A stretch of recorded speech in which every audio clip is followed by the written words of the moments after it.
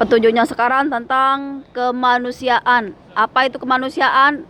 Kemanusiaan itu antara kita berinteraksi dengan orang lain. Di situ ada yang namanya kebaikan, ada yang namanya keadilan, ada yang namanya kebenaran, ada yang namanya menghargai orang lain, ada namanya moral, etika, budi pekerti, welas asih dan sebagainya. Jadi, kita itu banyak hal yang perlu kita pertimbangkan ketika kita berhubungan dengan orang lain. Bagaimana kita memperlakukan orang lain, entah itu kita berbuat adil dengan orang lain atau tidak, kita memanfaatkan orang lain atau tidak. Kadang-kadang banyak orang itu kalau ngasih sedekah, berbuat baik, dibikin selfie, dibikin video, diupload di sosial media. Biar apa? Biar dapat pujian, biar dapat yang namanya kita dikagumi orang karena perbuatan baik kita. Dan yang orang lain mendapatkan stigma sebagai orang yang nggak mampu atau butuhkan bantuan. Tapi itu sebenarnya kalau bagi saya itu tidak memanusiakan manusia. Yang artinya apa? Kita mengambil penderitaan orang lain untuk menjadikan kita dilihat oleh orang lain menjadi orang yang baik, orang yang hebat. Padahal kita itu berdiri di atas penderitaan orang lain. Kalau mau sedekah, kalau mau apapun itu, gak perlu di-upload, gak perlu dijadikan sebagai tontonan. Kenapa? Karena sama saja kamu itu mengharapkan pujian dari orang lain. Kalau mau berbuat baik, cukup kamu sama Tuhan. Karena apa? Karena kita punya rasa kemanusiaan. Bagaimana kalau kita nggak dihargai orang? Sama seperti kita memperlakukan orang lain. Kita ngasih sedekah ke orang lain, dipamer di tempat umum.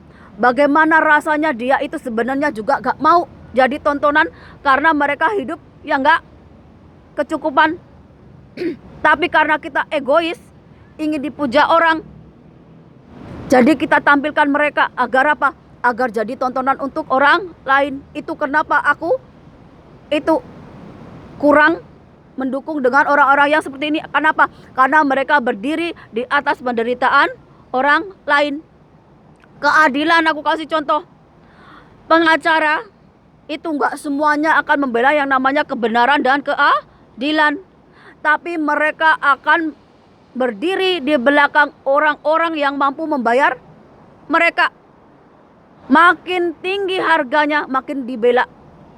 Walaupun itu yang dibela adalah koruptor, penjahat, pembunuh, pemerkosa, dan sebagainya. Yang penting bisa ngasih uang, mereka akan bela. Itu kenapa aku gak bakalan berdiri dengan orang-orang yang sebagai penjahat kemanusiaan, yang menindas orang lain atas nama agama, politik, sosial, ekonomi. Karena apa? Karena bertentangan dengan hati nurani saya sendiri. Saya belajar dari nol. Saya belajar dari dimana saya direndahkan, dikucilkan, diejek, dibully. Dari situ saya ngerti, oh bagaimana rasanya kita itu direndahkan orang lain, dimana kita itu kurang empati ke orang lain. Sehingga apa? Sehingga orang lain menderita. Ketika orang itu makin ditindas, makin menderita. Ketika mereka udah gak mampu menahan, maka mereka bisa berontak, mereka bisa melawan. Jadi jangan heran ketika kalian membuli orang lain, orang lain gak terima, terus kalian dibunuh. Karena apa? Karena itu udah hukum alam. Gak selamanya orang ditindas, orang dianiaya itu diem aja. Karena mereka apa? Manusia punya batas kesabaran. Ini tentang keadilan, tentang sosial. Bagaimana kita memperlakukan orang lain, menilai dari fisik, dari agama, dari warna kulit. Padahal kalau kalian mau tahu, manusia yang memandang orang lain dari fisik itu adalah orang yang paling rendah. Kenapa? Karena Tuhan menciptakan setiap manusia itu berbeda warna, berbeda bangsa, berbeda agama. Kenapa? Karena mereka punya keyakinan mengikut nabi ataupun utusan Tuhan di masanya. Kita nggak bisa memaksa orang untuk meyakini suatu keyakinan yang dia nggak mau. Kenapa? Karena itu akan bertentangan dengan hati nurani. Yang bisa kita lakukan adalah berjalan, memberikan penerangan tentang pencerahan, tentang kesadaran, agar apa? Agar orang itu mau berubah.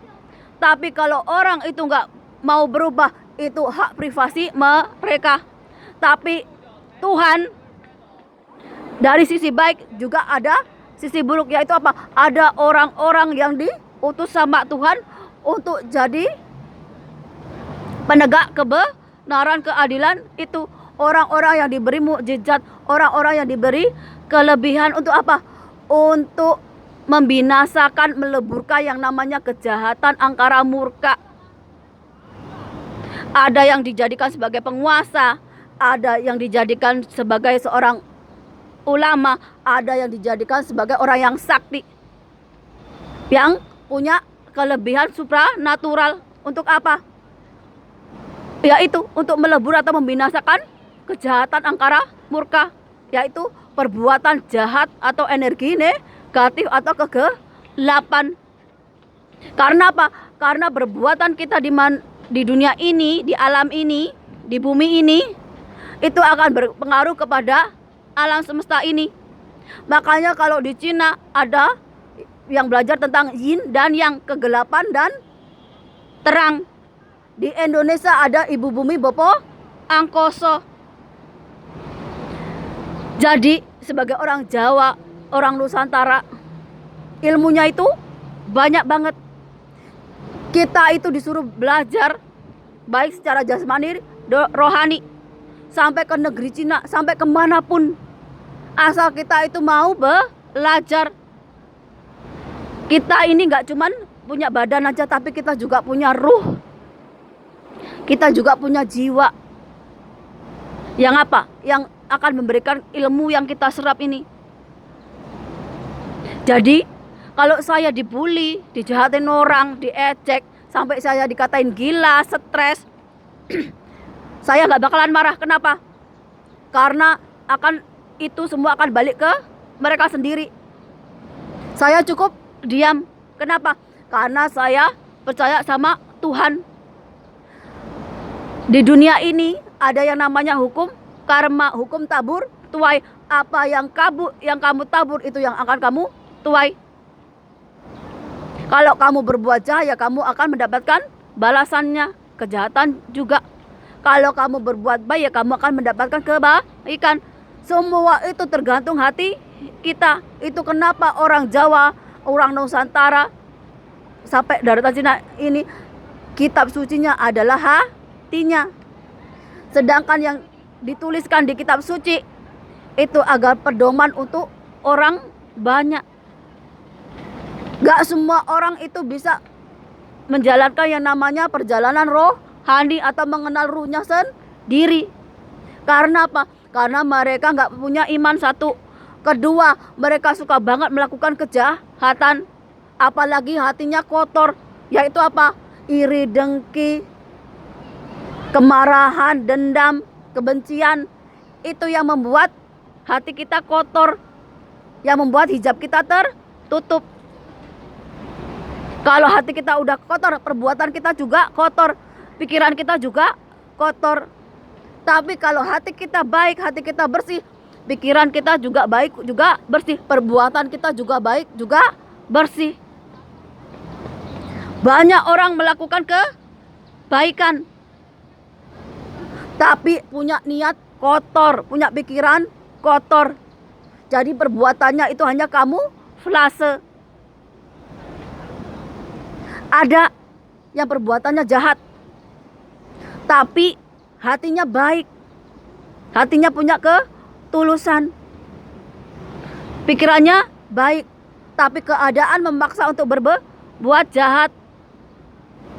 Dia akan mendapatkan hidayah untuk apa? Untuk bertobat, untuk memperbaiki diri. Tapi kalau yang udah kotor hatinya, yang udah buta mata hatinya, Bagaimana dia itu bisa mendapatkan hidayah, rahmat atau berkah dari Tuhan? Kalau secara hati udah kotor, pikiran kotor, perbuatan juga kotor. Udah seperti mayat yang udah nggak punya jiwa, nggak punya ruh lagi. Ini kalau kalian nanya, kenapa aku kayak orang gila, kayak orang stres? Karena apa? Karena aku mengedepankan kemanusiaan. Aku masih waras tentang yang namanya keadilan, yang namanya kebenaran. Aku nggak bakalan orang salah, bakalan aku bilang benar. Bagi saya orang salah ya salah, orang benar ya benar. Walaupun orang lain itu berbuat baik, tapi kalau dari kebaikan itu dia menyimpan niat hanya ingin dipuji, hanya ingin mendapatkan dukungan dari orang untuk mencapai politik, kekuasaan, ekonomi, saya akan menentang. Kenapa? Karena orang yang seperti itu akan lebih banyak membawa malapetaka untuk orang lain. Kenapa? Karena orang lain nggak tahu niat yang sebenarnya. Yang mereka tahu hanya tentang kebaikannya aja, tapi mereka nggak tahu yang namanya niat dari orang lain itu. Aku kasih contoh. Kenapa aku nggak suka dengan bansos? Bahwa apa?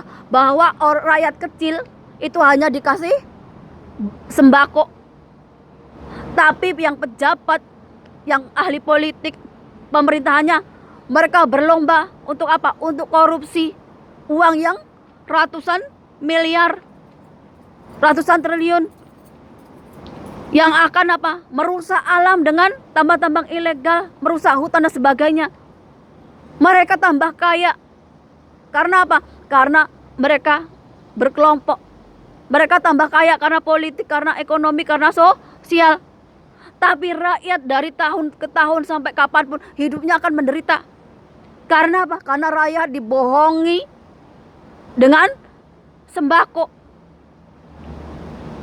Kalau mau jujur, rakyat itu gak cuma butuh sembako, tapi butuh penghidupan yang layak, hukum yang menjamin mereka, makanan yang mencukupi, pekerjaan yang layak, upah yang layak. Itu yang mereka butuhkan. Mereka itu gak cuma butuh makan, tapi juga butuh untuk yang lainnya. Jadi yang aku lakukan ini, aku pengen orang Indonesia, orang Jawa itu bangkit, mencapai kesadaran. Ayo berubah. Yang diubah itu apa? Mindset kita, hati nurani kita. Bagaimana saya itu gak sedih, gak ternyuh melihat orang-orang yang dibodohi pakai politik, pakai ekonomi, pakai sosial. Sedangkan yang pinter-pinter itu membodohi yang gak mau berpikir.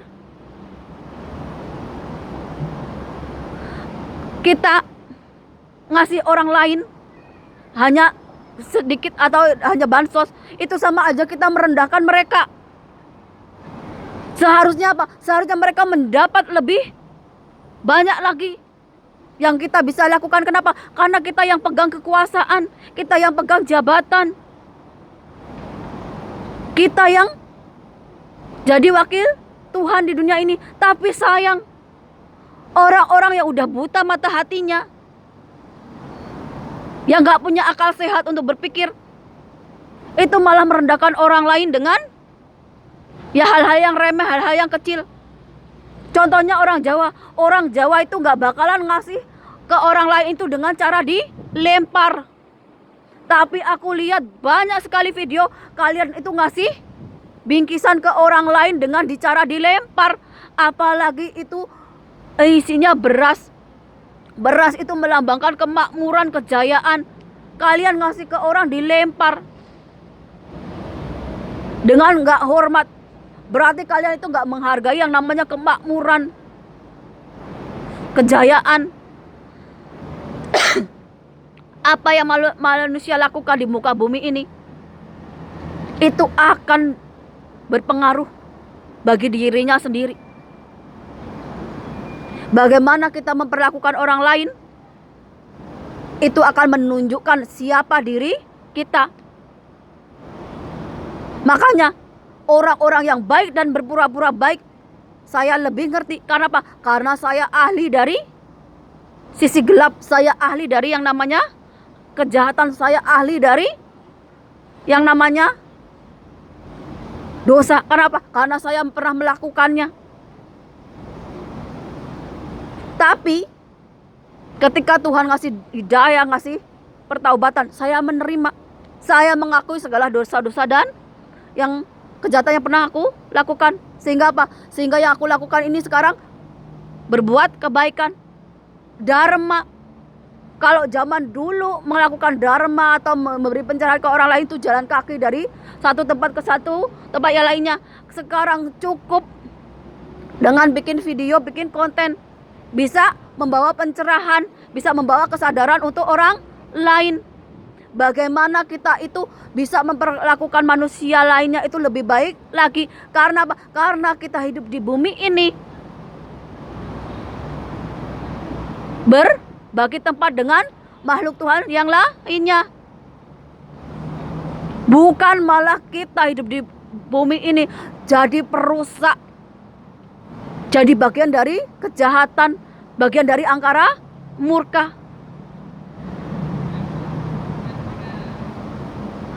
Makanya ayo bangkit untuk menjadi lebih baik lagi.